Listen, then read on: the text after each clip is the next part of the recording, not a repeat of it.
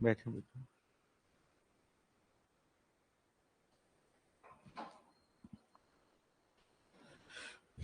अब देखो, अभी जो है ग्रामीण विकास का कोई भी, अभी क्योंकि एडीओ का कुछ नया सिलेबस आया नहीं है, तो एडीओ के नए सिलेबस में आपकी क्या क्या योजनाएं रहेंगी, उन योजनाओं के ऊपर जब सिलेबस आएगा तब हम चर्चा कर सकते हैं। लेकिन जो आपके एडीओ के सिलेबस में, ग्रामीण विकास के सिलेबस में जो योजना होना कंपलसरी है, उस पर हम पहले पढ़ लेंगे। और अगर कुछ हमारे पढ़ाई से कुछ एक्स्ट्रा भी अगर कोई योजना आ जाता है सिलेबस में, तो वो भी चीज हम कर लेंगे। लेकिन जिसका होना कंपलसरी है, उन चीजों को हम पहले पढ़ रहे हैं। आपकी याद रखिएगा, जो पिछली राज्य सरकार थी हमारी, जो भूपेश बघेल सरकार की थी, उन्होंने जो योजना चालू की थी, अब वो आपके लिए महत्वपूर्ण नहीं है। जैसे कि उन्होंने योजना चालू की थी राजीव गांधी किसान न्याय योजना, वो आपके लिए महत्वपूर्ण नहीं है, उसको पढ़ने की जरूरत नहीं है। तो अभी की सरकार के द्वारा जो भी स्टेट गवर्नमेंट हमारी योजना चालू करेगा, वो आपके लिए इंपॉर्टेंट है। और जो हमारी सेंट्रल गवर्नमेंट जो योजनाएं चला रही है, वो भी आपके लिए इंपॉर्टेंट है। तो हम सेंट्रल गवर्नमेंट की योजना पढ़ेंगे। अभी तो इनको काम करते हुए 6 महीना भी नहीं हुआ है, 6 महीना मुश्किल से हुआ है। तो इनके द्वारा तो अभी कोई किसानों के लिए कोई नई योजना नहीं लाई गई है। केवल क्या किया गया है, जो उनको पैसों का भुगतान करना था वो किया जा रहा है। तो हम इनका वेट करेंगे, पहले हम पूरा क्या करेंगे, सेंट्रल गवर्नमेंट की योजनाओं को पढ़ेंगे। चलिए, तो हेडिंग डाल लेंगे कॉपी में, मनरेगा, महात्मा गांधी राष्ट्रीय ग्रामीण रोजगार गारंटी योजना, मनरेगा। या इसको पहले इसका नाम था नरेगा, और 2009 में इसका नाम के आगे महात्मा गांधी के नाम को जोड़ा गया, और तब से इसका नाम है मनरेगा।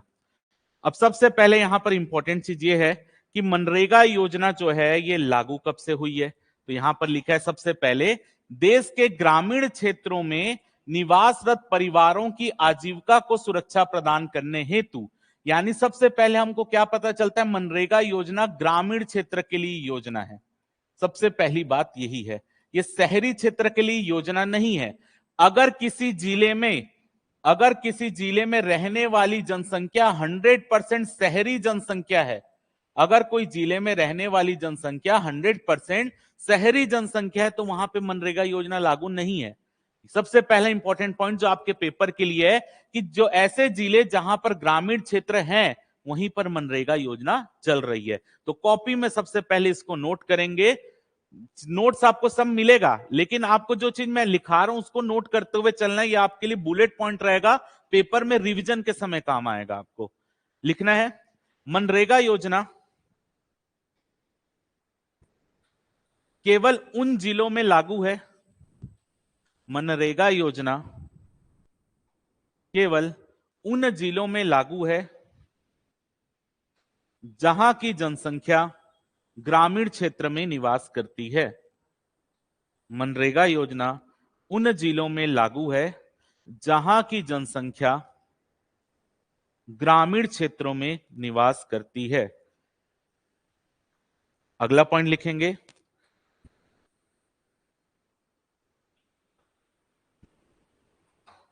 अगला पॉइंट, मनरेगा योजना उन जिलों में लागू है जहां की जनसंख्या ग्रामीण क्षेत्र में निवास करती है। अगला पॉइंट लिखेंगे, ऐसे जिले, ऐसे जिले जिनकी आबादी, ऐसे जिले जिनकी आबादी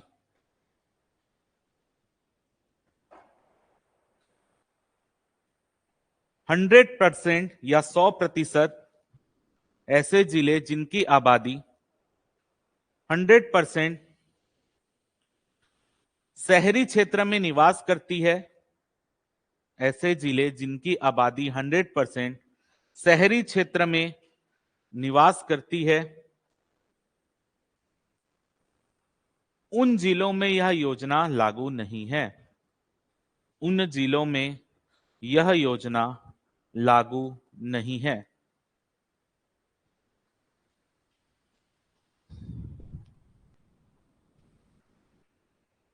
अब यहां पर आपके लिए इंपॉर्टेंट डेट है कि मनरेगा योजना को अधिसूचित कब किया गया, 7 सितंबर 2005 को। यानी मनरेगा योजना के लिए जो नोटिफिकेशन है वो कब निकाला गया है, 7 सितंबर 2005 को। और 7 सितंबर 2005 से इस योजना को प्रारंभ किया गया है। और ये योजना 3 चरणों में प्रारंभ हुई थी। सबसे इंपॉर्टेंट बात, ये योजना 3 चरणों में प्रारंभ हुई है, लिखना है। अगला पॉइंट, मनरेगा योजना, मनरेगा योजना, हाँ, प्रारंभ अलग डेट में हुई है। अधिसूचित का मतलब होता है राजपत्र में प्रकाशित होना, लिखना है। मनरेगा योजना 7 सितंबर 2005 को, मनरेगा योजना 7 सितंबर 2005 को अधिसूचित की गई है। अधिसूचित का मतलब जिसको नहीं पता है ब्रैकेट में लिख लेना, राजपत्र में प्रकाशित की गई है, जो गजट होता है उसमें प्रकाशित की गई है 7 सितंबर 2005 को। देखो कोई भी यहां पर देखो, मनरेगा क्या है, एक एक्ट है, ठीक है। इसके लिए आपको कॉन्स्टिट्यूशन का पार्ट पढ़ना पड़ेगा, जिसमें हम पढ़ते हैं कि कोई विधेयक जो है यानी कोई बिल, एक्ट कैसे बनता है। तो यहां पर क्या होगा, कोई भी बिल जब संसद से पारित होता है, संसद से पारित होने के बाद वो राष्ट्रपति के पास जाता है।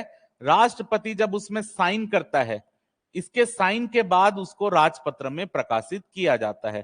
तो जो राजपत्र में प्रकाशित होने की तारीख है वही है आपकी 7 सितंबर 2005। अब जैसे कि मैंने बताया, मनरेगा योजना को 3 चरणों में चालू किया गया है। तो मनरेगा योजना का जो पहला चरण है वो 2 फरवरी 2006 से स्टार्ट हुआ है। दूसरा चरण जो है वो 1 अप्रैल 2007 से स्टार्ट हुआ है। और तीसरा चरण भी आपका 1 अप्रैल 2008 से स्टार्ट हुआ है। हमारे लिए ये इंपॉर्टेंट नहीं है कि देश में वो कब कहां पे लागू हुआ। हमारे लिए इंपॉर्टेंट है कि छत्तीसगढ़ के किन जिलों में मनरेगा योजना सबसे पहले चालू हुई, किन जिलों में बाद में चालू हुई, ये हमारे लिए इंपॉर्टेंट है। तो सबसे पहले हम इसी के लिए नोट करते हैं, यहां पर छत्तीसगढ़ में 3 चरणों में जो योजना लागू हुई है, कौन से जिले में कब कब लागू हुई है, ये आपके लिए इंपॉर्टेंट पॉइंट है। तो सबसे पहला हम यहां पर हेडिंग डाल रहा हूं, पहला चरण, मनरेगा योजना का पहला चरण। और ये जितने भी डेटा लिख रहा हूं मैं छत्तीसगढ़ के लिए लिख रहा हूं। पहला चरण आपका चालू हुआ था 2006 में, जो मैंने आपको बताया पीछे कि आपका मनरेगा योजना का जो पहला चरण है वो 2006 में चालू हुआ। इसको हमने अभी देखा था। देखो यहां पर क्या लिखा हुआ है, पहला चरण 2 फरवरी 2006 से स्टार्ट हुआ। तो मैं पहला चरण यहां पर लिख रहा हूं 2006 से स्टार्ट हुआ। अगर आपको छत्तीसगढ़ का मैप पता होगा तो उसके हिसाब से मैं संभाग वाइज जिले बता दे रहा हूं। 2 फरवरी 2006 से स्टार्ट हुआ और ये छत्तीसगढ़ के उस समय 11 जिलों में इस योजना को लागू किया गया। तो आपके पेपर में आया था कि मनरेगा योजना का पहला चरण छत्तीसगढ़ के कितने जिलों में लागू हुआ, तो वो था 11 जिले। अगर इसको मैं संभाग वाइज बांट के आपके जिलों के नाम आपको याद करना पड़ेगा। सबसे पहले अगर मैं नीचे से देखता हूं, सबसे पहले बस्तर संभाग को देखता हूं कि बस्तर संभाग के कौन कौन से जिलों में पहले चरण में योजना स्टार्ट हुई। तो आपका आंसर है सबसे पहले बस्तर, सेकंड आपका है दंतेवाड़ा और तीसरा है आपका कांकेर। ये पहले चरण में बस्तर संभाग में ये 3 जिलों में स्टार्ट हुआ। सेकंड चरण यहां पर देखते हैं अगला, रायपुर संभाग,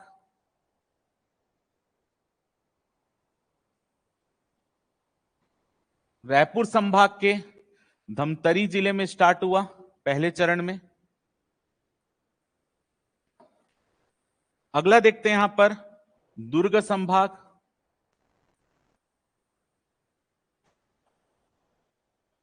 दुर्ग संभाग के कबीरधाम और राजनांदगांव।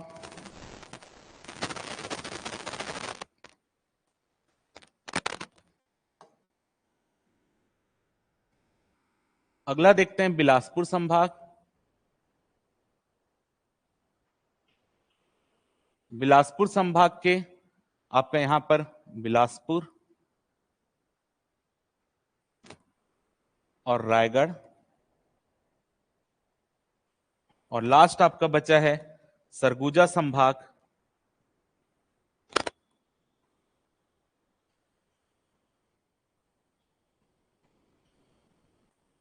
सरगुजा संभाग के सरगुजा, जसपुर और कोरिया। तो अगर आप देखेंगे 3, 2, 5, 2, 7, 1, 8, 3, 11, तो ये टोटल 11 जिलों में मनरेगा योजना पहले चरण में लागू हुई है। और आपके पेपर में 2017 जो ईडीओ का पेपर हुआ उसमें ये क्वेश्चन पूछा गया था कि मनरेगा योजना का पहला चरण किन किन जिलों में लागू हुआ था। तो ये 11 जिले हैं आपके जिनमें मनरेगा योजना का पहला चरण लागू हुआ था, जो कि 2 फरवरी 2006 से लागू किया गया। अगर इसके बाद अगर मैं मनरेगा योजना का दूसरा चरण देखूं, तो मनरेगा योजना का जो दूसरा चरण है वो आपका स्टार्ट हुआ है 1 अप्रैल 2007 से, और 1 अप्रैल 2007 से चालू हुआ, और इसमें छत्तीसगढ़ के 4 जिलों में ये योजना स्टार्ट की गई। पहले 11 जिलों में, पहले चरण में 11 जिले में लागू हुई, सेकंड चरण में आपके 4 जिलों में लागू किया गया है, जिसमें सबसे पहला है आपका रायपुर, सेकंड है महासमुंद,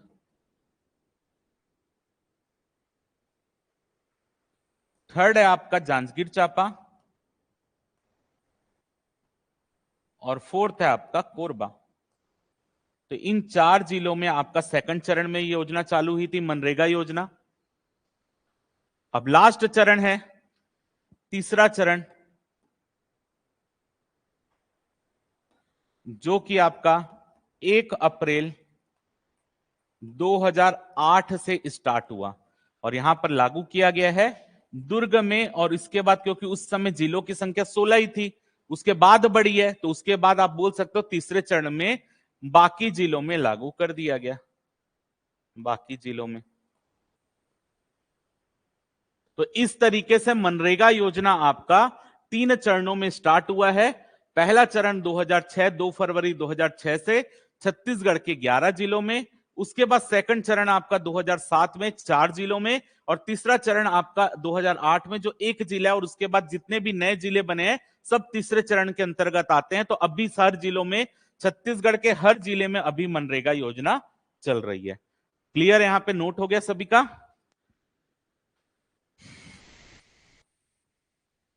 चलो अब यहां पर चलते हैं। तो यहां पर सब चीज लिखा हुआ है, उसको हम एक एक करके पढ़ लेते हैं।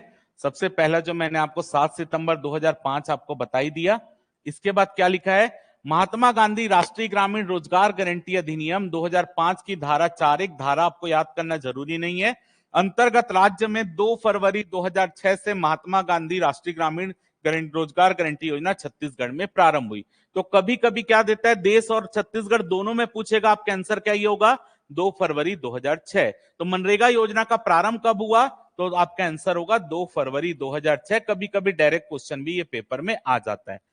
अब यहां पर क्या लिखा है, छत्तीसगढ़ में 2 फरवरी 2006 से प्रथम चरण में 11 जिलों में योजना स्टार्ट हुई, जो हमने लिख लिया। अगर छत्तीसगढ़ के 11 जिलों में योजना चालू हुई, तो उस समय भारत के कितने जिलों में योजना चालू हुई, 200 जिलों में। याद रखना, प्रथम चरण में मनरेगा योजना पूरे देश में 200 जिलों में लागू हुई, जिसमें छत्तीसगढ़ के कितने जिले थे, 11 जिले थे। यानी ये 200 के अंतर्गत ही ये 11 आते हैं। तो देश भर के कितने जिलों में पहले चरण में मनरेगा योजना स्टार्ट हुआ, तो आपका आंसर है 200 जिलों में, जिसमें छत्तीसगढ़ के कितने जिले शामिल थे, 11 जिले शामिल थे। अगला देखते हैं, द्वितीय चरण में 1 अप्रैल 2007 से मनरेगा योजना स्टार्ट हुआ। छत्तीसगढ़ के कितने जिले शामिल थे, 4 जिले, और देश भर के कितने जिले शामिल थे, 113 जिले। यानी दूसरा चरण मनरेगा योजना का कितने जिलों में लागू किया गया, 113 जिलों में लागू किया गया। और उसके बाद आपके टोटल छत्तीसगढ़ के कितने जिले इसमें शामिल थे, 4 जिले शामिल थे। अब तीसरा चरण जो 1 अप्रैल 2008 से स्टार्ट हुआ, तो ये बचे हुए जिलों के लिए लागू किया गया। तो देश में भी जितने बचे जिले थे, अब इसकी संख्या क्यों नहीं पढ़ते हम, क्योंकि हर राज्य में जिलों की संख्या बढ़ती हुई है, हर राज्य में नए नए जिले बढ़ रहे हैं। ठीक है, तो इसके लिए यहां पर जिलों की संख्या हम एग्जैक्ट नहीं बता पाएंगे, इसी के लिए यहां पर तीसरे चरण में कोई भी जिलों की संख्या यहां पर नहीं लिखी हुई है, क्योंकि हर राज्य में नए नए जिले बन रहे हैं। तो नए जिले बनेंगे तो संख्या क्या होगी, परिवर्तनशील रहेगी। इसी के लिए यहां पर जिलों की संख्या आपके लिए इंपॉर्टेंट नहीं है। तो आपके लिए इंपॉर्टेंट क्या है, पहले चरण में देश के 200 जिलों में योजना स्टार्ट हुई, जिसमें छत्तीसगढ़ के 11 जिले शामिल थे। दूसरे चरण में आपका यहां पर 113 जिलों में योजना स्टार्ट हुई, जिसमें छत्तीसगढ़ के 4 जिले शामिल थे। और तीसरे चरण में आपका जो एक अगर स्पेशली जिला पूछे उस समय के हिसाब से आपका दुर्ग जिला छत्तीसगढ़ का बचा हुआ था, जहां पर ये योजना स्टार्ट हुई थी। उसके बाद आपके जितने भी नए जिले बने, सब में योजना अभी वर्तमान में चल रही है। अब यहां पर आपके लिए दूसरा इंपॉर्टेंट फैक्ट जो आपके एडीओ में तो नहीं पूछा गया था, लेकिन सम परीक्षक के पेपर में पूछा गया था, जो आप ज्येष्ठ सम परीक्षक का पेपर देते हैं, कि पहले इस योजना का नाम क्या था? नरेगा था। तो इसके नरेगा के नाम के सामने महात्मा गांधी का नाम जोड़ा गया, तो इस योजना का नाम बन गया मनरेगा। तो नरेगा का नाम मनरेगा कब किया गया? तो आपका आंसर है 2 अक्टूबर 2009 को। तो नोट करेंगे कॉपी में, नरेगा योजना का नाम मनरेगा 2 अक्टूबर 2009 को किया गया। नरेगा योजना का नाम मनरेगा 2 अक्टूबर 2009 को किया गया।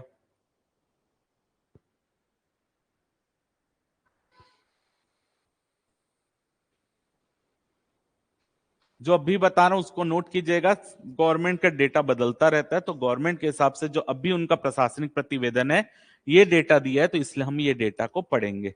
ठीक है, गवर्नमेंट अपने डेटा को बदलते रहती, तो वर्तमान में प्रशासनिक प्रतिवेदन का जो डेटा है हम उसके हिसाब से पढ़ेंगे।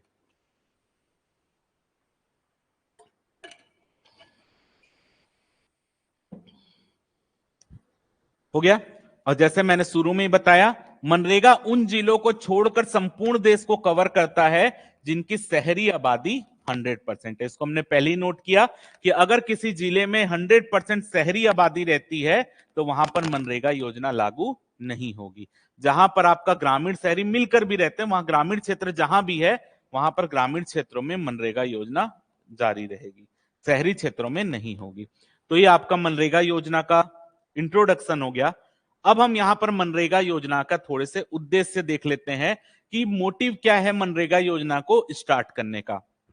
क्या लिखा है? ग्रामीण क्षेत्र में निवासरत ग्रामीण परिवारों के वयस्क व्यक्तियों को जो अकुशल, अकुशल का मतलब क्या होता है? ऐसे काम जिनको करने के लिए किसी स्किल की आवश्यकता नहीं होती। तो अकुशल श्रम यानी यहां पर ऐसे काम जिनको करने के लिए कोई स्किल की आवश्यकता नहीं होती। तो अगर कोई ऐसा काम करना चाहता है तो उसको ग्रामीण क्षेत्र के ऐसे परिवार जिसमें वयस्क व्यक्ति है और वो क्या है, अकुशल श्रम करना चाहता है, तो उनके लिए मनरेगा योजना स्टार्ट की गई है ताकि उनको आजीविका के साधन मिल सके। आजीविका यानी उनको अपना घर बार चलाने के लिए क्या मिल सके? थोड़ा सा आमदनी मिल सके।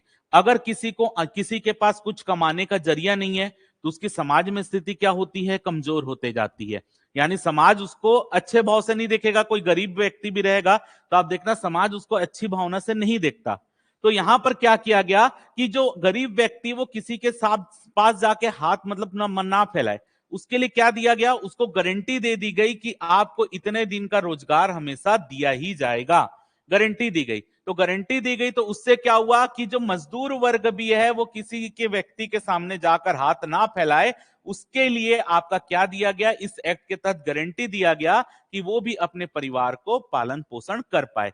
तो यहां पर याद रखना है, इससे क्या बढ़ता है? सामाजिक समावेशिता बढ़ती है। इससे सामाजिक समावेशिता का मतलब या सामाजिक समावेशी का मतलब क्या होता है कि समाज का हर वर्ग जो है वो अपने अधिकारों के लिए क्या कर सके? डिमांड कर सके। तो यहां पर आपको क्या दिया गया कि अगर आपको रोजगार की आप क्या कर सकते हो? डिमांड कर सकते हो। अगर रोजगार की डिमांड कर सकते हो यानी आपको ये आपका हक है, और आपका हक है तो आप इसको मांग सकते हो। तो किसी के सामने आपको हाथ नहीं फैलाना। आपको गवर्नमेंट का ये अधिकार है कि वो क्या करे?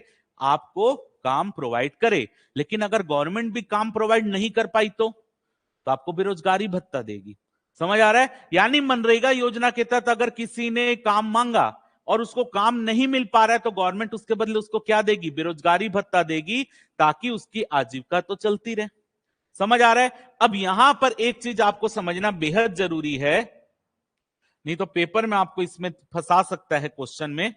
देखो, मान लेते हैं कि एक परिवार ग्रामीण क्षेत्र में रह रहा है, उसमें 4 मेंबर रह रहे हैं। ठीक है, ए बी सी डी, ये 4 मेंबर जो है उस परिवार में है। उसमें से मान लेते हैं जो ए बी सी है ये वयस्क है। वयस्क का मतलब इनकी आयु 18 वर्ष से अधिक है। और जो डी है मान लेता हूं ये 5 वर्ष का है, ये वयस्क नहीं है। समझ आया? तो ये परिवार को अगर रोजगार चाहिए तो ये जो 3 लोग हैं ये रोजगार पाने के यहां पर हकदार रखते हैं, हकदारी रखते हैं। यानी ये 3 लोगों को रोजगार दिया जा सकता है। अब एक इंपॉर्टेंट बात यह है, मनरेगा योजना के तहत गवर्नमेंट बोलती है, भारत सरकार की हम 100 दिन के रोजगार की क्या देते हैं? गारंटी देते हैं। अब ये 100 दिन का रोजगार ऐसा नहीं कि ए को 100 दिन मिलेगा, बी को 100 दिन, सी को 100 दिन, ऐसा नहीं। एक परिवार को, ये तीनों को मिलाकर कम से कम 100 दिन का रोजगार मिलेगा। समझ आ रहा है? यानी 100 दिन की गणना एक अकेले व्यक्ति में नहीं मिलेगी। मान लेते हैं ए को उन लोगों ने 80 दिन का रोजगार दे दिया, बी को 10 दिन का दिया, सी को 10 दिन का दिया, तो ये भी 100 पूरा करता है। या उसने ए को ही पूरा 100 दिन का रोजगार दे दिया, तो ये भी तीनों के पूरा करता है। समझ आ रहा है? यानी पूरे परिवार को मिलाकर 100 दिन का रोजगार होना चाहिए। ऐसा नहीं कि पर्टिकुलर एक एक को 100 दिन का रोजगार मिलेगा। समझ आ रहा है? तो परिवार को जो अकुशल श्रम करना चाहते हैं, जिसमें कोई स्किल की आवश्यकता नहीं है, ऐसा श्रम करना चाहते हैं, तो उनके लिए ये रोजगार प्रोवाइड करेगी मनरेगा योजना। समझ आ गया यहां पर? तो परिवार को कुल मिलाकर कितने साल में कितने दिन का रोजगार दिया जाएगा? 100 दिन का रोजगार दिया जाएगा। यहां तक बातें सभी को समझ आ गई। अब यहां पर आपकी कुछ इंपॉर्टेंट बात यह है कि मनरेगा योजना के तहत भारत सरकार अलग रोजगार दे रही है, राज्य सरकार कुछ अलग दिनों का रोजगार दे रही है, तो उसको हम एक टेबल के फॉर्म में लिख लेते हैं। ठीक है, ये आपको इंपॉर्टेंट है, काम आएगा, इसको फटाफट नोट कीजिएगा। और यहां से आपके पेपर में क्वेश्चन बन सकता है।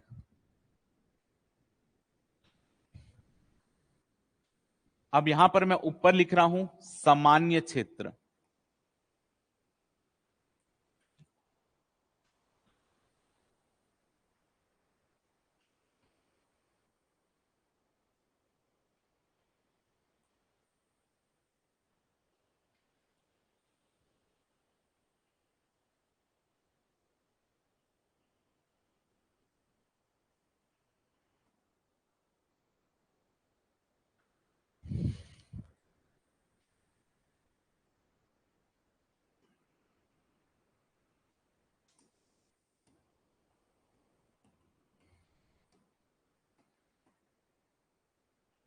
देखो, जो मनरेगा योजना है उसके लिए क्या बोला गया, कितने दिन का रोजगार देगी भारत सरकार? 100 दिन का। अब इसमें छत्तीसगढ़ सरकार 100 दिन के अलावा 50 दिन का अतिरिक्त रोजगार भी छत्तीसगढ़ सरकार दे रही है, तो टोटल कितने दिन का रोजगार हो गया? 150 दिन का। यानी अगर नॉर्मल देखेंगे, तो अगर आपसे पूछा जा रहा है ऐसा क्वेश्चन याद रखिएगा, क्वेश्चन अगर पूछा जा रहा है मनरेगा योजना के तहत कितने दिनों का रोजगार प्रोवाइड किया जा रहा है, आपको छत्तीसगढ़ लिखकर कुछ नहीं दिया है, तब आपका आंसर क्या होगा? 100 दिन। समझ आ रहा है? 100 दिन होगा।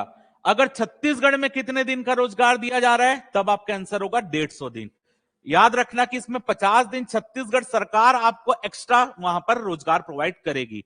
तो अगर जब तक छत्तीसगढ़ शब्द का प्रयोग नहीं होगा, तब तक आपका आंसर क्या होगा? 100 दिन।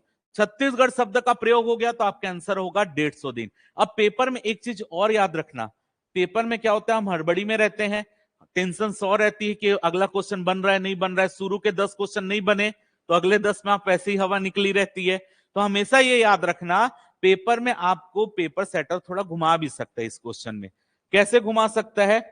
आपको वर्ड में फंसाएगा। कैसे लिखेगा? मनरेगा योजना के तहत छत्तीसगढ़ में कितने दिनों का अतिरिक्त रोजगार प्रोवाइड किया जा रहा है, तो आपका आंसर क्या होगा? 50 दिन। समझ आ रहा है? वहां पर आपको ऑप्शन में 150 दिन भी दिखेगा, लेकिन क्या होता है हम हड़बड़ी में 150 मार देते हैं, लेकिन आंसर क्या होगा? 50 दिन। तो कौन सा शब्द एक्स्ट्रा आया? अतिरिक्त शब्द आपको एक्स्ट्रा लिख कर दिया है पेपर में। समझ आ रहा है? तो मनरेगा योजना के लिए अतिरिक्त कितने दिन का दे रहा है? 50 दिन का। टोटल कितने दिन का दे रहा है छत्तीसगढ़ में? 150 दिन का। यहां तक बात समझ आ गई? तो ये क्वेश्चन की एक एक वर्ड आपके लिए इंपॉर्टेंट है, और ये दिन वाला क्वेश्चन तो व्यापम का फेवरेट है, वो आता ही है। अगर हम वन अधिकार क्षेत्र देखें, यानी आपने देखा होगा कि गवर्नमेंट की तरफ से आदिवासियों को वन पट्टा भी बांटा जाता है, उनको वन भूमि दी जाती है। तो यहां पर वन अधिकार पट्टा जो धारी क्षेत्र है, वहां पर जो आपको रोजगार मिलेगा वो पूरे का पूरा रोजगार भारत सरकार दे रही है। याद रखना, इसमें राज्य सरकार की कोई भी सहभागिता नहीं है। पूरे का पूरा रोजगार कौन दे रहा है? भारत सरकार दे रहा है। वन अधिकार पट्टाधारी क्षेत्र में भारत सरकार के द्वारा रोजगार दिया जा रहा है, और ये पूरे का पूरा 150 दिन का रोजगार है। याद रखना, यहां पे छत्तीसगढ़ सरकार अलग से नहीं दे रही है, 150 दिन पूरा भारत सरकार दे रही है। यहां पे छत्तीसगढ़ सरकार की कोई सहभागिता नहीं है, पूरे का पूरा रोजगार भारत सरकार देगी। अब तीसरा है सूखा प्रभावित क्षेत्र। सूखा प्रभावित क्षेत्र का मतलब जहां पर अचानक से कभी सूखा पड़ गया या कोई, हाँ, वन अधिकार पट्टाधारी क्षेत्र, जैसे जो वन भूमि रहती है वो आदिवासियों को दी जाती है उनकी, जैसे आदिवासी आपने देखा होगा तो वो आप झूम खेती करते हैं। हाँ हाँ, जगदलपुर को नहीं मिला, जगदलपुर में रहने वाले आदिवासियों को मिला है। हाँ, जिला की बात नहीं होती यहाँ पर, आदिवासियों, आपके पर्टिकुलर अगर मान लेते हैं आपके पास जो निजी भूमि होगी उसको मैं आपकी भूमि बोलूंगा, मैं उसको आपके जिले की भूमि नहीं बोलूंगा। तो ये किसी पर्टिकुलर एक व्यक्ति को जमीन दी जाती, वन अधिकार पट्टा दिया जाता है, उनको अपनी झूम खेती करनी रहती है। आपने देखा होगा उनके पास कोई कृषि वृषि भूमि नहीं रहती, उनकी आजीविका 90% उनकी झूम खेती में डिपेंड रहती है। तो उनको वो एरिया का अधिकार दिया जाता है कि आप इस क्षेत्र में अपनी आजीविका का काम कर सकते हो। तो ऐसे लोग जिनके पास अपनी निजी भूमि नहीं है लेकिन उसको गवर्नमेंट की तरफ से वन भूमि दिया गया उनकी आजीविका चलाने के लिए, तो उनको वन अधिकार पट्टाधारी क्षेत्र बोलते हैं। ठीक है, तो भारत सरकार कितने दिन का रोजगार दे रही है इनको? 150 दिन का। अब तीसरा है सूखा प्रभावित क्षेत्र या ये प्राकृतिक आपदा प्रभावित क्षेत्र। कभी कभी अगर प्राकृतिक आपदा आ जा रही है तो वो प्रभावित क्षेत्र, तो इसके लिए यहां पर जो यहां से प्रभावित लोग होंगे, अगर किसी क्षेत्र में प्राकृतिक आपदा आ गई या सूखा पड़ गया तो वहां पर मनरेगा योजना के तहत भारत सरकार 150 दिन का रोजगार देती है और राज्य सरकार जो है अतिरिक्त 50 दिन का रोजगार। राज्य सरकार अगर चाहे तो वो अतिरिक्त, याद रखना ये जब सूखा पड़ेगा तब राज्य सरकार देखेगी कि उनको देना है कि नहीं देना है। तो जब पिछले बार सूखा पड़ा था हमारे यहाँ छत्तीसगढ़ में, तो राज्य सरकार ने 50 दिन का अतिरिक्त रोजगार दिया था, तो इस तरीके से टोटल यहां पर 200 दिन का रोजगार उनको मिला था। समझ आ रहा है? लेकिन ये डिपेंड कब करेगा? जब सूखा पड़ रहा है तब करेगा।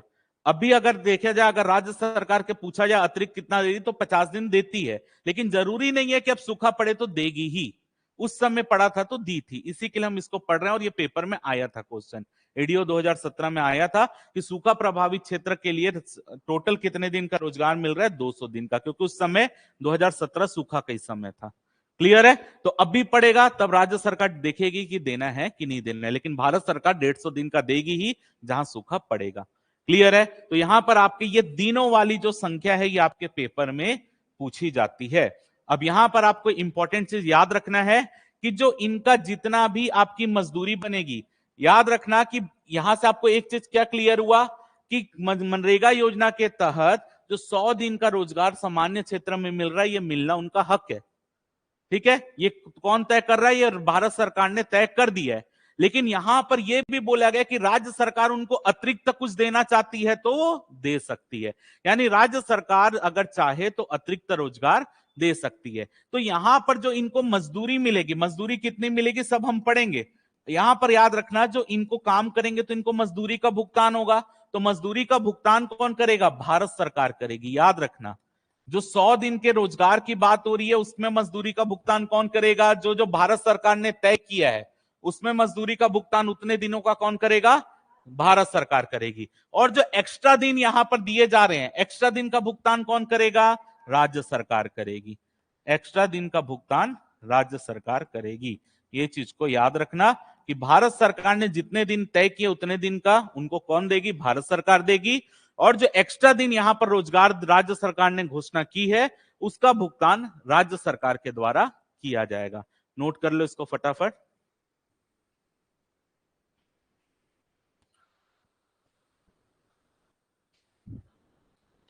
मिलेगा रविकांत जी, पीडीएफ भी मिलेगा। अभी बस नोट करते हुए चलिए जो आपके लिए इंपॉर्टेंट है। हाँ हाँ, मिलेगी ना मैडम। जब आपका रजिस्ट्रेशन हो जाएगा तो उसके बाद आपको हाइब्रिड मोड में क्लास मिलेगा। ठीक है,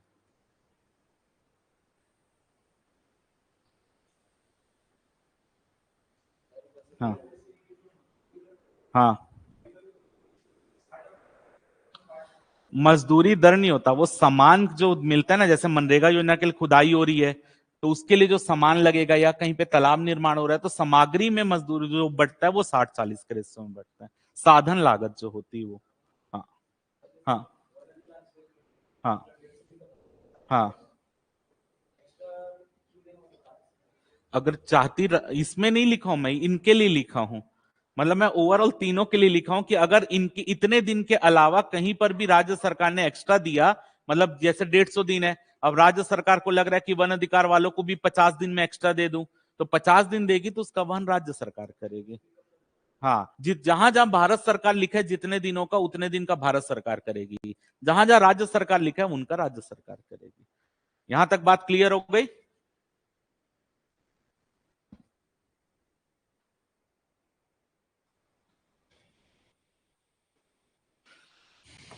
चलो यहां पर देख लेते हैं क्या लिखा हुआ उद्देश्य में। ग्रामीण क्षेत्रों में निवासरत ग्रामीण परिवारों के वयस्क व्यक्तियों को जो अकुशल मानव श्रम करने हेतु तैयार है, एक वित्तीय वर्ष में एक परिवार को कम से कम 100 दिन का रोजगार उपलब्ध होगा। जो मैंने आपको बताया कि पर्टिकुलर एक व्यक्ति को नहीं, एक परिवार को गिन के कितने दिन का रोजगार? 100 दिन का रोजगार।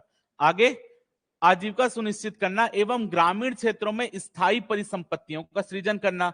अब वो तालाब बनाएंगे, कुएं बनाएंगे, तो ग्राम ग्राम की तो वो संपत्ति ही है ना, तो वहां पर क्या हो रहा है? स्थायी परिसंपत्ति का निर्माण हो रहा है। अगला देखते हैं, सक्रिय रूप से सामाजिक समावेशिता को सुनिश्चित करना। मैंने आपको बताया सामाजिक समावेशिता का मतलब क्या होता है कि उसका हक है कि वो चीज को मांग सके, अपने काम के लिए वो आवाज उठा सके, तो उसके लिए आपकी सामाजिक समावेशिता। यहां पर ये डेट आपके लिए इंपॉर्टेंट है, 2013-14। क्या इंपॉर्टेंट है इसको देख लेते हैं। राज्य शासन द्वारा वर्ष 2013-14 से महात्मा गांधी नरेगा के अंतर्गत 100 दिवस से बढ़ाकर इसको 150 दिवस का किया गया रोजगार। यानी मैंने आपको बताया ना कि भारत सरकार कितने दिन का दे रही है सामान्य क्षेत्र में? 100 दिन का। छत्तीसगढ़ सरकार 50 दिनों का अतिरिक्त दे रही है, तो ये 50 दिन का अतिरिक्त वो कब से चालू किए? 2013-14 से स्टार्ट किए। तो ये आपके लिए इंपॉर्टेंट डेट है। तो याद रखना है कि 2013-14 से जो आपकी छत्तीसगढ़ सरकार है वो 50 दिन का अतिरिक्त रोजगार प्रोवाइड कर रही है। डेट आपके पेपर की दृष्टि से बेहद इंपॉर्टेंट है। वन अधिकार क्षेत्र में 50 दिन का एक्स्ट्रा नहीं है अभी सोनम जी, पूरा का पूरा 150 दिन भारत सरकार दे रही है। ठीक है, और यहां पर क्या लिखा है पढ़ लो। अतिरिक्त 50 दिवस पर होने वाला व्यय का वहन कौन करेगा? राज्य शासन करेगा। मैंने आपको जो बता दिया है। अगला देखते हैं, वन अधिकार पट्टाधारक परिवार को 150 दिवस का रोजगार भारत सरकार द्वारा दिया जा रहा है, जिस पर हमने चर्चा कर ली है। यहां पर अब ये आपके लिए इंपॉर्टेंट है, ये वाला पॉइंट। अब देखो यहां पर हमारी ग्रामीण क्षेत्र की एक और योजना चल रही है, प्रधानमंत्री आवास योजना। तो प्रधानमंत्री आवास योजना जो ग्रामीण क्षेत्र में चल रही है, तो उसके लिए अगर कोई मनरेगा मजदूर अपने घर का खुद निर्माण करना चाह रहा है, तो इसके लिए उसको क्या किया जा रहा है? एक्स्ट्रा रोजगार दिया जा रहा है। यानी यहां पर ये 90 और ये 95 दिन उसको एक्स्ट्रा रोजगार मिलेगा। अभी तक कितना मिल रहा था नॉर्मल क्षेत्र में? 100। तो उसके अलावा भारत सरकार इनको अगर प्रधानमंत्री ग्रामीण आवास योजना के तहत उनको अपने घर का निर्माण खुद करना है, तो ऐसी स्थिति में उनको 90 दिन का अतिरिक्त रोजगार दिया जाएगा सामान्य क्षेत्रों में, और अगर वो पहाड़ी क्षेत्रों में रहते हैं तो उनको 95 दिन का अतिरिक्त रोजगार दिया जाएगा। लेकिन ये कंपलसरी नहीं है। अब यहां पर क्या होता है, आप यहां पर मनरेगा योजना के अंतर्गत एक राजमिस्त्री भी पढ़ेंगे। ठीक है, आगे आप मनरेगा योजना के अंतर्गत क्या पढ़ेंगे? राजमिस्त्री पढ़ेंगे। आपने पंचायत वेब सीरीज देखी है? उसमें आपने देखा होगा टॉयलेट बनाने के लिए राजमिस्त्री को लगाने बुलाते हैं, देखे हो? कोई देखा है कि नहीं पंचायत वेब सीरीज? तो उसमें आप देखना कि आता है, जैसे मनरेगा योजना के तहत क्या होता है, राजमिस्त्री का प्रशिक्षण दिया जाता है। राजमिस्त्री यानी आप सीधा बोल सकते हो मिस्त्री बनने की स्किल दी जाती है। उसके बाद वो क्या करता है, इस योजना के तहत पात्र होता है और गांव गांव में जाकर इनको टॉयलेट का निर्माण करना, ये सब काम इनका होता है। समझ आ गया? तो यहां पर क्या है, अगर कोई व्यक्ति प्रधानमंत्री ग्रामीण आवास योजना के तहत अपने घर का निर्माण खुद करना चाह रहा है, तो ऐसी स्थिति में सामान्य क्षेत्र में उसको जो 150 दिन मिल रहा है, 100 + 50 छत्तीसगढ़ सरकार, उसके अलावा 90 दिन का एक्स्ट्रा रोजगार मिलेगा, और पहाड़ी क्षेत्र में यह संख्या हो जाएगी 95 दिन की। लेकिन आपको ये 150 में गिना नहीं जा रहा है उसको, समझ, ये चीज याद रखना, ये एक्स्ट्रा है। और पेपर में अगर प्रधानमंत्री आवास के तहत ही पूछना होगा तो ये 90 और 95 ही आपसे पूछेगा, उसमें 150 को जोड़ के ऐसा करके नहीं पूछेगा। तो याद रखना, कॉपी में नोट करेंगे, प्रधानमंत्री आवास योजना ब्रैकेट में ग्रामीण, प्रधानमंत्री आवास योजना ब्रैकेट में ग्रामीण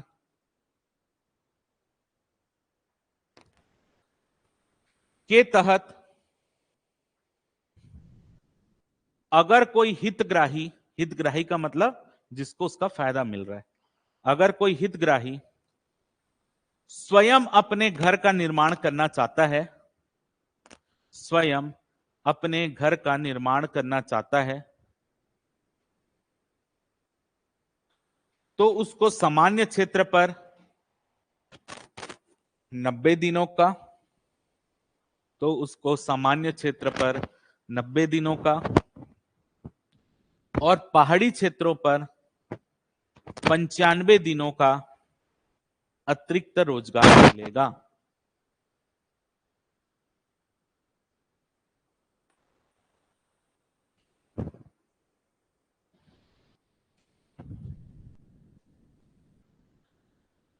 और जो अतिरिक्त रोजगार मिलेगा उसका भुगतान यानी मजदूरी का भुगतान, और जो अतिरिक्त रोजगार मिलेगा उसकी मजदूरी का भुगतान भारत सरकार द्वारा किया जाएगा।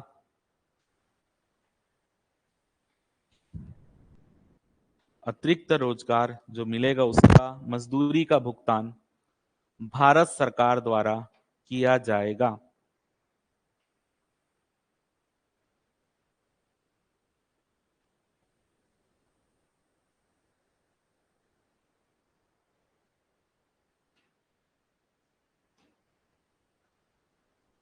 अब यहां पर याद रखना आगे इंपॉर्टेंट चीज जो आपके पेपर के पॉइंट ऑफ व्यू से इंपॉर्टेंट है। अब यहां पर पात्रता देख लेते हैं कि कौन कौन मनरेगा योजना के तहत पात्र है। याद रखना कि मनरेगा योजना पूरी तरीके से भारत सरकार की योजना नहीं, यानी भारत सरकार ही उसका वहन कर रहा है ऐसा नहीं है। मजदूरी का भुगतान भारत सरकार करता है, जबकि उनके जो मजदूरी करने के लिए जो उनका किसी भी चीज का निर्माण करेंगे तो उसके लिए आपका क्या लगेगा, लागत लगेगा, साधन लागत लगेगा, यानी कुछ मटेरियल लगेगा, तो उस मटेरियल के भुगतान में भारत और राज्य सरकार का हिस्सेदारी है। समझ आ रहा है। लेकिन मजदूरी के भुगतान में 100% कौन कर रहा है, भारत सरकार। लेकिन अतिरिक्त अगर उनको रोजगार दिया जा रहा है तो कौन कर रहा है, राज्य सरकार कर रही है। अब यहां पर देखते हैं कि पात्रता क्या है, मनरेगा योजना के लिए पात्र कौन कौन है। तो केंद्र शासन द्वारा अधिसूचित क्षेत्रों में निवासरत समस्त ग्रामीण परिवारों के वयस्क सदस्य इस योजना में लाभ लेने हेतु पात्र हैं। यानी ग्रामीण परिवार के सभी वयस्क सदस्य जिनकी आयु 18 वर्ष से अधिक है वो सभी इस योजना के लिए क्या है, पात्र हैं। याद रखना कहां के, ग्रामीण परिवार। आगे योजना के अंतर्गत एक वित्तीय वर्ष में कम से कम 100 दिन का रोजगार प्राप्त करने के लिए एक परिवार पात्र होगा। जो मैंने आपको पहले भी बताया कि उसमें पूरे परिवार के जितने मेंबर है सबको गिन के कितने दिन का रोजगार मिलेगा, 100 दिन का। पेपर में आपको एक व्यक्ति को 100 दिन का रोजगार मिलेगा, परिवार को मिलेगा, तो यहां पर लिखा हुआ परिवार है, याद रखना आपका आंसर परिवार होगा। आगे देखते हैं, 100 दिन के रोजगार की उपलब्धता को परिवार में निवासरत समस्त वयस्क व्यक्तियों के बीच में विभाजित किया जा सकता है। अतः एक पंजीकृत परिवार के समस्त वयस्क व्यक्ति को जो रोजगार प्राप्त करने के लिए आवेदन प्रस्तुत करते हैं 100 दिन की सीमा के अंतर्गत रोजगार प्राप्त करने हेतु पात्र होंगे। यानी कम से कम कितने दिन का, 100 दिन का रोजगार मिलेगा। अब आगे देखते हैं इसके आगे। अब ये पात्रता क्या है, इस हेतु परिवार को ग्राम पंचायत क्षेत्र का स्थानीय निवासी होना आवश्यक है। यानी ग्रामीण क्षेत्र में चल रही योजना, तो ग्रामीण क्षेत्र में 3 स्तर पर पंचायत होती है, गांव स्तर पर ग्राम पंचायत, जनपद स्तर पर जनपद पंचायत और जिला स्तर पर जिला पंचायत। तो इनको आवेदन कौन से स्तर पर करना पड़ेगा, सबसे पहले ग्राम पंचायत स्तर पर। तो वो कोई ना कोई ग्राम में रह रहे होंगे, ग्रामीण क्षेत्र में रह रहे, यानी उनका नाम किसी ना किसी ग्राम पंचायत में होगा, तो ग्राम पंचायत को उनको निवासी होना जरूरी है। आगे स्थानीय ग्राम पंचायत में परिवार को पंजीकृत कराया जाना आवश्यक है। यानी आपका ये परिवार कहां अपना पंजीयन कराएगा, ग्राम पंचायत में जाकर अपना पंजीयन कराएगा। आगे पंजीयन में परिवार के समस्त वयस्क सदस्यों का क्या देना होगा, विवरण देना होगा। यानी उसमें आपके परिवार के कितने मेंबर जो हैं ये आपके वयस्क हैं उनके सबके नाम देना पड़ेगा, भले वो रोजगार पाना चाह रहा हो या ना पाना चाह रहा हो, सबका नाम देना पड़ेगा। जैसे मान लेते हैं परिवार में ए बी सी ये तीनों वयस्क सदस्य मान लेते हैं, तो नाम आपको तीनों का देना पड़ेगा। भले इसमें से सी बोले मैं रोजगार नहीं पाना चाहता, कुशल श्रम नहीं करना चाहता, लेकिन आपको नाम तीनों का देना पड़ेगा। समझ आया, भले ए और बी मिलकर वो काम कर ले कोई दिक्कत नहीं है, लेकिन नाम आपके तीनों का देना पड़ेगा। आगे ग्राम पंचायत से परिवार का रोजगार परिवार कार्ड प्राप्त करना होगा, यानी आपका जॉब कार्ड मिलेगा। जैसे ही आप यहां पर अप्लाई करेंगे कि हमको रोजगार चाहिए तो आपको क्या देगी ग्राम पंचायत, जॉब कार्ड देगी। अब देखो ये जॉब कार्ड इस तरीके से दिखता है आपका मनरेगा योजना के तहत। तो ऐसे इस तरीके से आपके पूरी चीजें इसमें लिखी होती, जॉब कार्ड का नंबर होता है, आपके जो घर का मतलब जिनका वयस्क मेंबर है उनका जो आपका हेड होगा उसका नाम लिखा होगा, कब से जॉब कार्ड जारी किया गया है, उनकी कैटेगरी क्या, एड्रेस क्या, सब चीज लिखा होगा।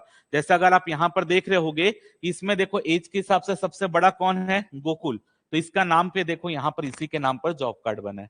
समझ आ गया? यानी आपका जो वयस्क सदस्य होगा इसमें सबसे हेड जो होगा उस घर का, उसके ही नाम पर क्या बनेगा, जॉब कार्ड बनेगा।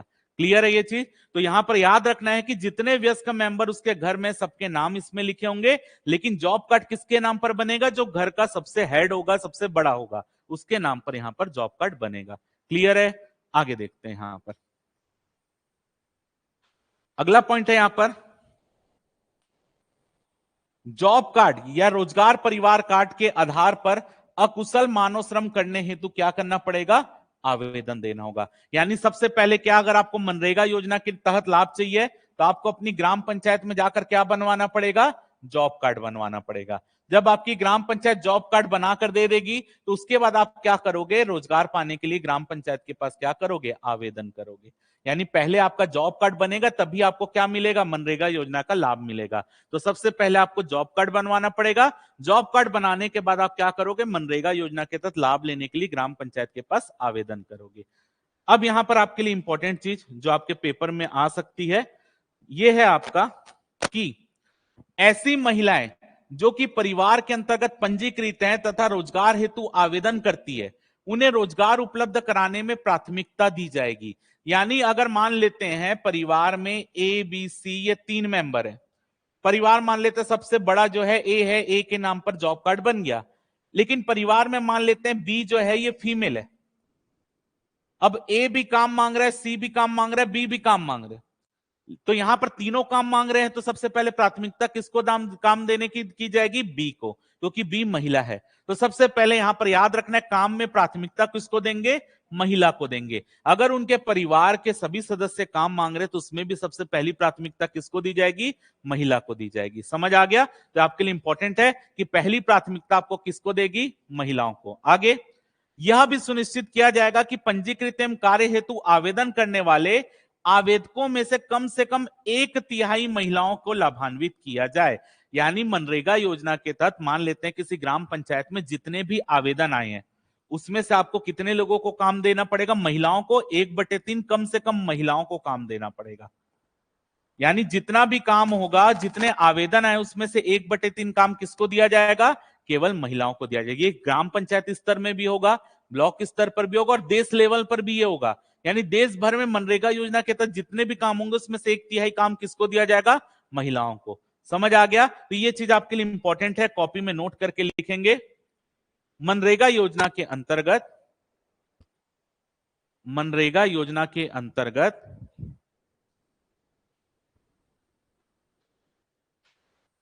मनरेगा योजना के अंतर्गत जितने भी कामों के लिए आवेदन किया जाएगा, जितने भी कामों के लिए आवेदन किया जाएगा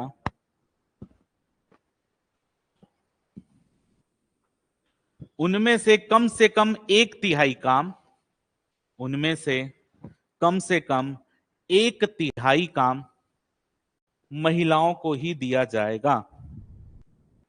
उनमें से कम 1/3 काम महिलाओं को ही दिया जाएगा।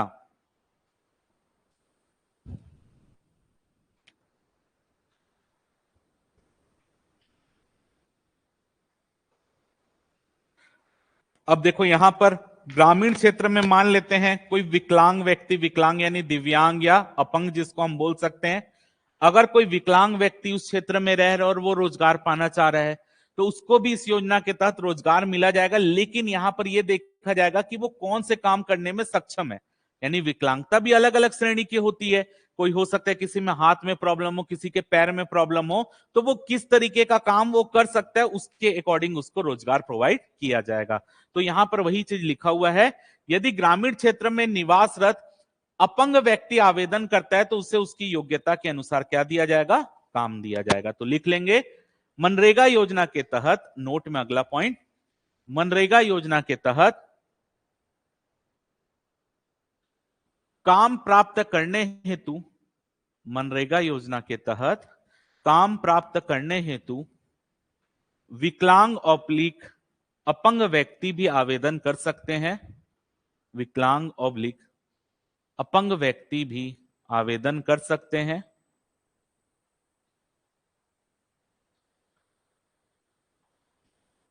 और उनको उनकी योग्यता के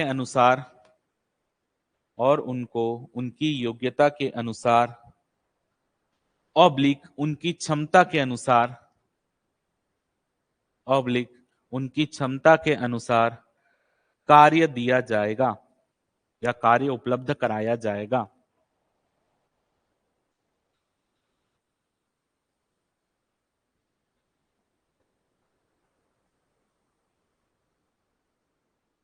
हाँ, क्या चीज? आवाज नहीं आ रही है, एक बार जोर से बोलिए। अगर जितना काम वहां पर मनरेगा योजना के तहत दिया जा रहा है उसमें 1/3 महिलाओं को दिया जाएगा।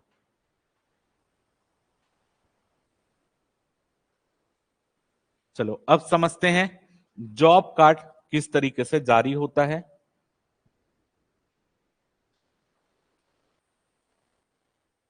चलो, जॉब कार्ड का अधिकार पहला है, प्रत्येक गृहस्थी के वयस्क सदस्य जो किसी ग्रामीण क्षेत्र में निवास करते हैं और अकुशल शारीरिक कार्य करने के इच्छुक हैं, उस ग्राम स्तर पर ग्राम पंचायत को जिसके अधिकारिता में वे निवास करते हैं अपने नाम, आयु और गृहस्थी के पते कार्य कार्ड जारी करने के लिए अपनी गृहस्थी के रजिस्ट्रीकरण के लिए आवेदन कर सकते हैं। यानी अगर कोई जॉब कार्ड प्राप्त करना चाहता है, जो मैंने आपसे पहले भी डिस्कस किया, वह आवेदन कहां पे करेगा? जहां पे वो रह रहा है जिस ग्राम पंचायत में, वहां पर जाकर वो क्या करेगा? आवेदन करेगा।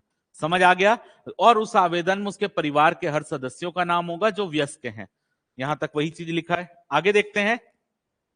ग्राम पंचायत का यह कर्तव्य होगा, यह आपके लिए इंपॉर्टेंट है, ग्राम पंचायत का यह कर्तव्य होगा कि ऐसी जांच करने के पश्चात जो वह ठीक समझे आवेदन प्राप्ति के 15 दिनों के भीतर जॉब कार्ड जारी करे। आपके लिए इंपॉर्टेंट है। यानी अगर कोई व्यक्ति जॉब कार्ड पाने के लिए आवेदन करता है तो यह ग्राम पंचायत का कर्तव्य है कि उसके आवेदन के 15 दिन के भीतर उसको क्या करे? जॉब कार्ड जारी कर दे। तो लिखना है, नोट में करके लिखना है, जो आप लिख रहे हो पॉइंट में लिखना है। मनरेगा योजना के तहत अगर कोई व्यक्ति ग्राम पंचायत में, मनरेगा योजना के तहत अगर कोई व्यक्ति ग्राम पंचायत में जॉब कार्ड पाने हेतु आवेदन करता है,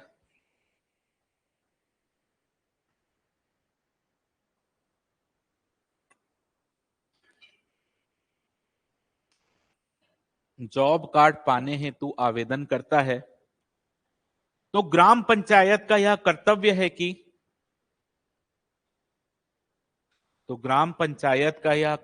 है कि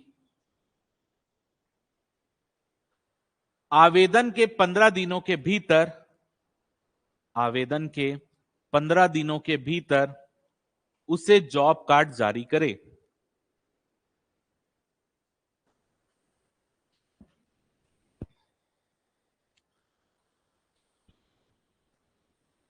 अब ये आपके लिए इंपॉर्टेंट चीज है। जब एक बार जॉब कार्ड जारी हो जाता है, यानी जब आपका एक बार जॉब कार्ड बन गया, तो वो 5 साल तक के लिए वैलिड रहता है। यानी एक बार जॉब कार्ड बनेगा तो उसकी वैलिडिटी जो है वो 5 साल की है। तो लिखना है अगला पॉइंट, जॉब कार्ड जारी होने के दिनांक से, जॉब कार्ड जारी होने के दिनांक से 5 वर्षों के लिए वैध होगा। जॉब कार्ड जारी होने के दिनांक से 5 वर्ष तक के लिए वैलिड होगा। बस इतना ही नोट करना है।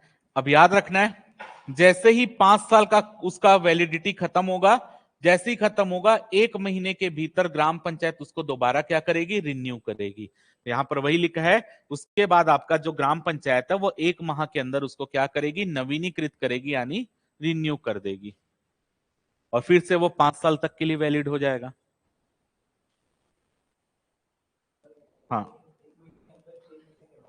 1 महीने के अंदर, यानी जब जैसे उसकी वैलिडिटी खत्म हुई तो 1 महीने के भीतर दोबारा नया जॉब कार्ड जारी हो जाएगा। चलो आगे देखते हैं। परिवार रोजगार कार्ड यानी जॉब कार्ड प्राप्त ना होने पर, जैसे किया जारी किए गए किसी परिवार रोजगार कार्ड पर कोई आपत्ति होने पर। अब समझो इस चीज को, मान लेते हैं आपने ग्राम पंचायत के पास आवेदन किया, ग्राम पंचायत ने जॉब कार्ड जारी नहीं किया, 15 दिन के भीतर करना है, लेकिन जॉब कार्ड जारी नहीं किया, या ग्राम पंचायत ने जो जॉब कार्ड जारी किया उसमें आपको कोई आपत्ति है, तो ऐसी स्थिति में आप क्या कर सकते हो? तो ऐसी स्थिति में आपत्ति होने पर कोई भी आपत्तिकर्ता संबंधित ग्राम पंचायत के सरपंच के समक्ष क्या करेगा? आपत्ति अपनी प्रस्तुत करेगा। यानी जॉब कार्ड अगर 15 दिन हो गया आपका समय आवेदन किए, जॉब कार्ड जारी नहीं हुआ, या जॉब कार्ड जारी हुआ उसमें कुछ गलतियां हैं या आपको किसी चीज में आपत्ति है, तो ऐसी स्थिति में आप क्या करोगे? ग्राम पंचायत के सरपंच के समक्ष आपत्ति अपनी प्रस्तुत करोगे और ग्राम पंचायत का सरपंच 1 सप्ताह के भीतर उस आपत्ति का क्या करेगा? निराकरण करेगा। यानी जो भी आपका जॉब कार्ड जारी क्यों नहीं हुआ उसकी जानकारी देगा, क्यों नहीं हो रहा है, या हुआ उसमें कुछ अगर गलती है तो उसके बारे में बताएगा कि हम इसमें सुधार करेंगे, या उसको जो भी आपत्ति है उसका निराकरण करेगा। यानी अगर आपको जॉब कार्ड के संबंध में कोई भी आपको दिक्कत आती है तो आप अपील कहां कर सकते हो? ग्राम पंचायत के सरपंच के पास अपील कर सकते हो, और ग्राम पंचायत का सरपंच अपील के 7 दिन के भीतर यानी 1 सप्ताह के भीतर उसको सॉल्व करेगा। क्लियर? अब मान लेते हैं कि ग्राम पंचायत का जो सरपंच है उसने उसको सॉल्व किया, लेकिन आप उससे संतुष्ट नहीं हो, यानी उसने जवाब दिया लेकिन आप जवाब से सेटिस्फाई नहीं हो, तो ऐसी स्थिति में आप क्या कर सकते हो? कार्यक्रम अधिकारी के पास अपील कर सकते हो। यानी सरपंच के जो भी उसने अपना जवाब दिया, सरपंच के जवाब से आप खुश नहीं हो तो सरपंच के जवाब के 7 दिन के भीतर आप क्या कर सकते हो? कार्यक्रम अधिकारी के पास अपील कर सकते हो। अब ये कार्यक्रम अधिकारी कौन होगा? कार्यक्रम अधिकारी आपका जो जनपद पंचायत होती है, जनपद पंचायत में जो सीईओ होते हैं, मुख्य कार्यपालन अधिकारी जो जनपद पंचायत के होते हैं, वही मनरेगा योजना के अंतर्गत कार्यक्रम अधिकारी होगा। यहां पर मैंने लिखकर भी दे दिया है, कार्यक्रम अधिकारी आपका मुख्य कार्यपालन अधिकारी जनपद पंचायत का होगा। जब आप पंचायती राज व्यवस्था पढ़ोगे तो वहां पर ये आएगा। आप देखोगे जो सीजीपीएससी का पेपर होता है उसमें ये पोस्ट आती है जनपद पंचायत के सीईओ की, तो अगर आप सीजीपीएससी पास करते हो तो उसके बाद आप जनपद पंचायत के सीईओ बनते हो। ठीक है, उसमें आपका एक पोस्ट रहता है। तो याद रखना कि जो जनपद पंचायत का मुख्य कार्यपालन अधिकारी होता है वही मनरेगा योजना का कार्यक्रम अधिकारी भी होता है, यानी मनरेगा योजना को लागू कराना इसका काम है। अगर मान लेते हैं कि आप सरपंच के निर्णय से संतुष्ट नहीं हो तो उसके 7 दिवस के भीतर आप कहां अपील करोगे? कार्यक्रम अधिकारी के पास, और कार्यक्रम अधिकारी जांच के उपरांत 1 सप्ताह के भीतर आपके अपील का निराकरण करेगा। लेकिन अब मान लेते हैं कार्यक्रम अधिकारी के पास अपील किए, आप उसके भी निर्णय से संतुष्ट नहीं हो तो आप इसके आगे भी अपील कर सकते हो। किसके पास? अतिरिक्त जिला कार्यक्रम समन्वयक के पास। अब ये अतिरिक्त जिला कार्यक्रम समन्वयक कौन होता है? जिला पंचायत का सीईओ होता है। यहां पर भी लिखा है अतिरिक्त जिला कार्यक्रम समन्वयक आपका मुख्य कार्यपालन अधिकारी जिला पंचायत का होगा। आप उसके पास अपील कर सकते हो और 7 दिन के भीतर आपको अपील करना होगा और वो 7 दिन के भीतर आपकी अपील की सुनवाई करेगा। क्लियर है? तो याद रखना कि सबसे पहले जॉब कार्ड से रिगार्डिंग आपको कोई भी दिक्कत हो आप अपील कहां करोगे? सरपंच के पास। सरपंच 1 सप्ताह के भीतर उसको सॉल्व करेगा। सरपंच के डिसीजन से आप खुश नहीं हो तो आप अपील कर सकते हो कार्यक्रम समन्वयक के पास या कार्यक्रम अधिकारी के पास। इसके निर्णय से संतुष्ट नहीं हो तो फिर आप अपील करोगे अतिरिक्त जिला कार्यक्रम समन्वयक के पास। ये कौन होते हैं? आपके जनपद पंचायत के सीईओ, और ये होते हैं जिला पंचायत के सीईओ। समझ आ गया? तो और सभी में आपका क्या है? डेट जो आपका कॉमन है कितना है? 7 दिन। मतलब सब कितने दिन के भीतर डिसीजन देंगे? 7 दिन के भीतर डिसीजन देंगे। चलो अब देखते हैं। हाँ,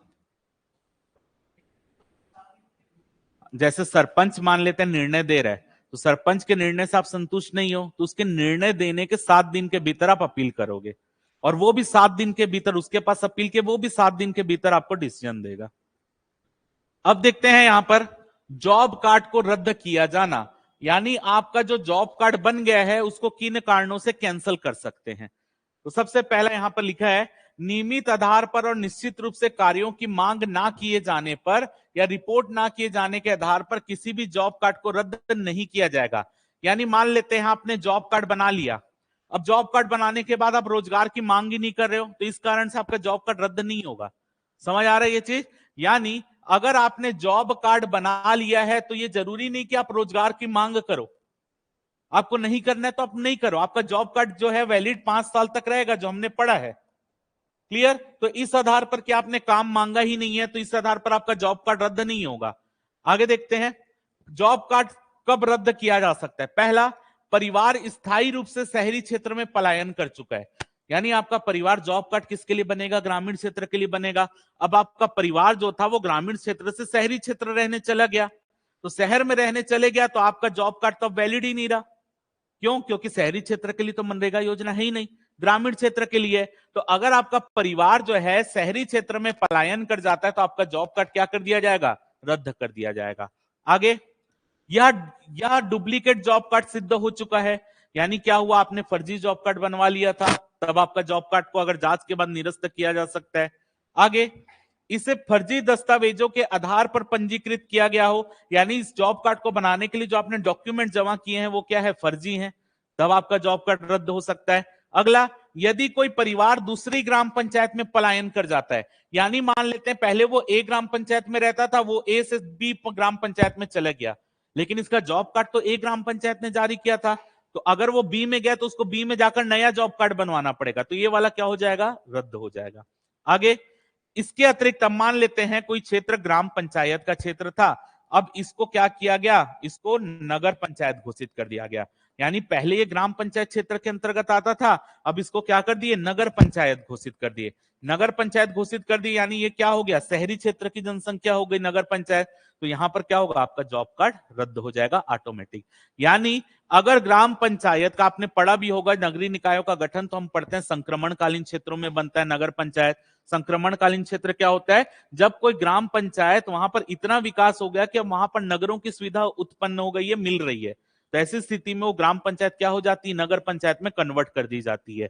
तो अगर कोई ग्राम पंचायत को नगर पंचायत में कन्वर्ट कर दिया जाता है तो नगर पंचायत के लिए तो योजना है ही नहीं, तो आपका क्या होगा? उनका जॉब कार्ड बंद हो जाएगा, रद्द हो जाएगा। तो क्लियर है ये चीज, याद रखना जॉब कार्ड किस तरीके से रद्द किया जा सकता है। अब ये जॉब कार्ड रद्द करने की प्रक्रिया क्या होती है, 2 लाइन में उसको पढ़ लेते हैं। जॉब कार्ड रद्द करने की प्रक्रिया, सभी मामलों में कार्यक्रम अधिकारी कौन होता है? जनपद पंचायत का सीईओ। सभी मामलों में कार्यक्रम अधिकारी तथ्यों की निष्पक्ष जांच करने के पश्चात ग्राम पंचायत को जॉब कार्ड रद्द करने का निर्देश दे सकता है। यानी जॉब कार्ड को रद्द कौन करेगा? ग्राम पंचायत ही करेगी, लेकिन जांच कौन कर रहा है? कार्यक्रम अधिकारी कर रहा है, यानी जिला जनपद पंचायत का सीईओ कर रहा है। नामों को जोड़े जाने, हटाए जाने, रद्द किए जाने की समस्त कार्रवाई सार्वजनिक की जाएगी। सार्वजनिक की जाएगी यानी ये ग्राम सभा के सामने होगी।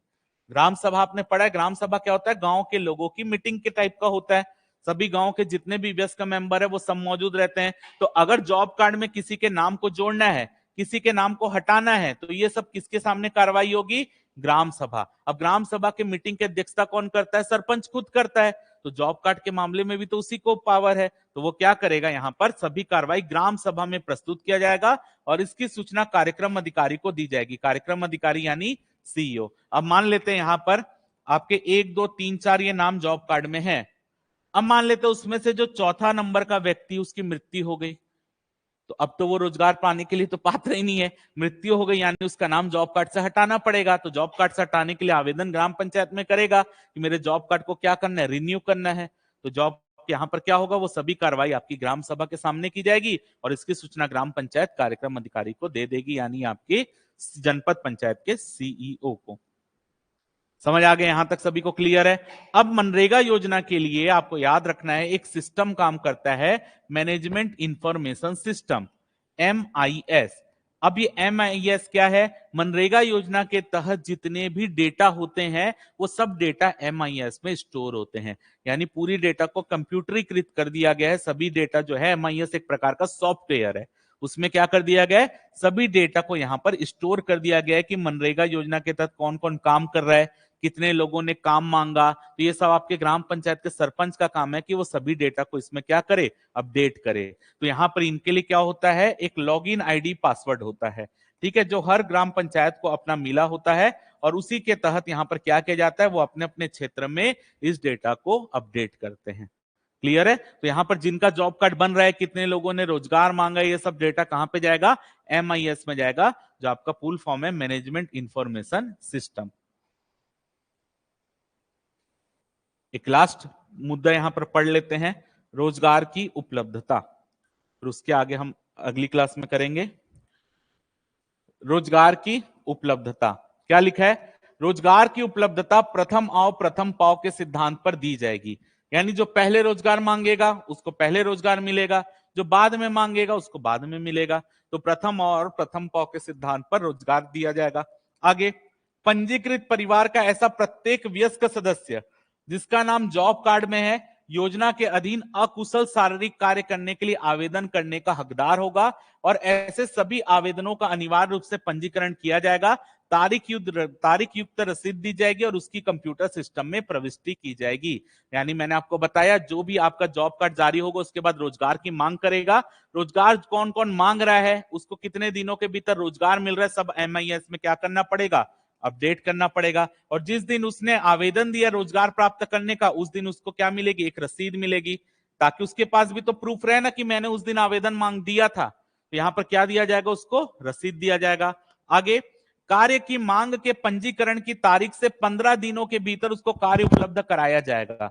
यानी याद रखना, जैसे उसने कार्य की डिमांड की है, कार्य की डिमांड के 15 दिन के भीतर उसको कार्य मिलना जरूरी है। जॉब कार्ड भी 15 दिन के भीतर मिलना जरूरी है। जॉब कार्ड मिल जाएगा, उसके बाद वो कार्य के लिए आवेदन करेगा, कार्य के आवेदन के 15 दिन के भीतर उसको कार्य मिलना कंपलसरी है। आगे, कार्यक्रम अधिकारी और क्रियान्वयन एजेंसी, यहां पर देखो दो वर्ड जुड़ा है। कार्यक्रम अधिकारी क्या होता है, जनपद पंचायत का CEO होता है।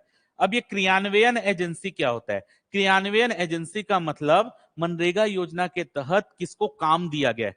अब मान लेते हैं मनरेगा योजना के तहत टेंडर जारी होते हैं, अब टेंडर जारी होगा, रोजगार वहां के लोगों को ही मिलेगा, लेकिन उसको उसका जो निर्देशन करेगा वो कौन करेगा, जिसको टेंडर मिले। अब ये क्रियान्वयन एजेंसी कोई विभाग भी हो सकता है, किसी को टेंडर जारी हुआ है वो भी हो सकता है, तो ये क्रियान्वयन एजेंसी कोई भी हो सकता है जिसको ये काम अलॉट हुआ है। समझ आ रहा है? अब उसके अंतर्गत लोग मिलकर काम करेंगे, जैसा आप बोल सकते हो जिसको ठेका मिलेगा उस काम को करवाने का, आप उसको बोल सकते हो। आगे, को यह सुनिश्चित करना चाहिए कि ऐसे कामगार जिन्हें महात्मा गांधी नरेगा के अंतर्गत रोजगार की जरूरत है, उन्हें उनके आवेदन की प्राप्ति के 15 दिन के भीतर कार्य उपलब्ध कर दिया जाए। यानी आपसे पूछा जाए कि अगर मनरेगा योजना के अंतर्गत जो काम की मांग की जा रही है उसको काम देना किसकी जिम्मेदारी है, तो कार्यक्रम अधिकारी और क्रियान्वयन एजेंसी की जिम्मेदारी कि उसको 15 दिन के भीतर क्या उपलब्ध कराया जाए, काम। लिख लो, पेपर में क्वेश्चन आ सकता है, नोट करेंगे। मनरेगा योजना के तहत काम उपलब्ध कराने की जिम्मेदारी, मनरेगा योजना के तहत काम उपलब्ध कराने की जिम्मेदारी कार्यक्रम अधिकारी, मनरेगा योजना के तहत काम उपलब्ध कराने की जिम्मेदारी कार्यक्रम अधिकारी और क्रियान्वयन एजेंसी की होती है। कार्यक्रम अधिकारी और क्रियान्वयन एजेंसी की होती है।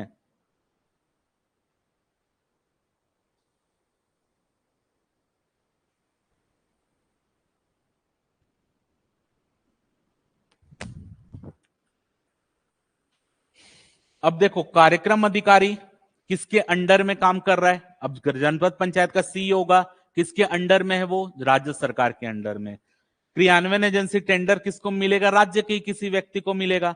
यानी वो सभी किसके अंतर्गत काम कर रहे हैं, राज्य सरकार के अंतर्गत काम कर रहे हैं। तो अब मैं यहां पर एक सिंपल सा लॉजिक लगाता हूं, यानी कुल मिलाकर जिम्मेदारी किसकी बन रही है, वो दोनों की बन रही है, और दोनों किसके अधीनस्थ है, राज्य सरकार के। तो अगर किसी व्यक्ति को आवेदन के 15 दिन के भीतर रोजगार नहीं मिलता तो उसको क्या दिया जाएगा, बेरोजगारी भत्ता। तो बेरोजगारी भत्ता कौन देगा, राज्य सरकार देगी, केंद्र सरकार नहीं देगी। केंद्र सरकार बोल रही है आप काम दो, मैं उसको मजदूरी दूंगी। समझ आ रहा है? लेकिन राज्य सरकार उसको काम प्रोवाइड कराना किसका काम है? राज्य सरकार का काम है, उसके अधीनस्थ अधिकारियों का काम है। तो अगर राज्य सरकार उनको जितना उन्होंने आवेदन किया और 15 दिन के भीतर रोजगार नहीं देती, तो ऐसा व्यक्ति किसका पात्र हो जाएगा? बेरोजगारी भत्ता का। तो अगर बेरोजगारी भत्ते का भुगतान कौन करेगी? राज्य सरकार करेगी। ये आपके लिए इंपॉर्टेंट है कि बेरोजगारी भत्ते का भुगतान राज्य सरकार के द्वारा किया जाता है। तो लिखना है कॉपी में नोट करके,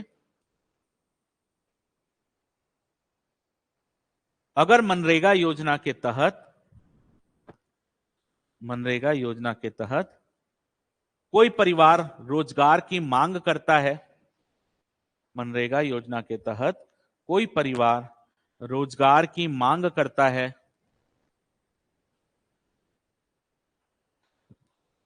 और उसके आवेदन के 15 दिनों के भीतर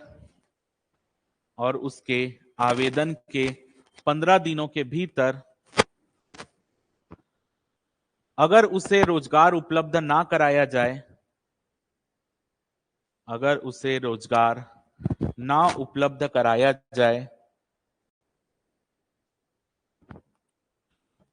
तो वह बेरोजगारी भत्ते का हकदार होगा, यानी वह परिवार बेरोजगारी भत्ते का हकदार होगा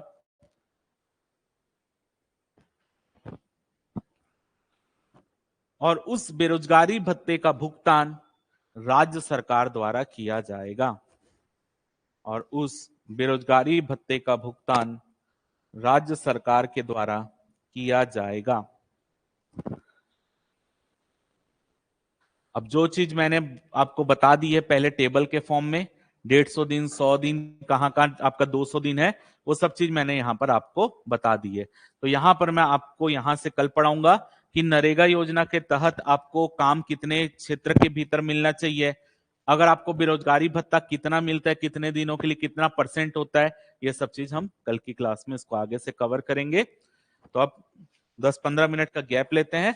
अब आपकी क्लास अगली हिंदी की होगी। ऑनलाइन में किसी को कोई दिक्कत तो नहीं है? हाँ हाँ, 1 साल में 100 दिन का अतिरिक्त करना चाहे तो गवर्नमेंट देगी नहीं ना, गवर्नमेंट तो 100 दिन का भी नहीं दे रही है। वो सिर्फ हमारी जो देश की योजना रहती है वो सिर्फ दिखने में योजना रहती है।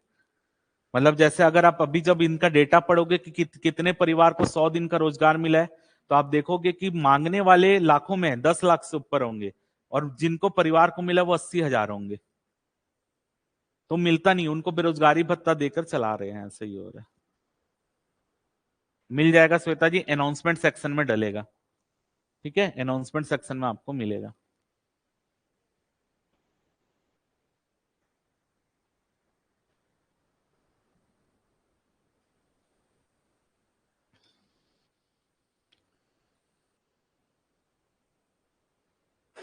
सभी लाइव क्लास लगेगी मिनी जी, सभी की लाइव क्लास लगेगी।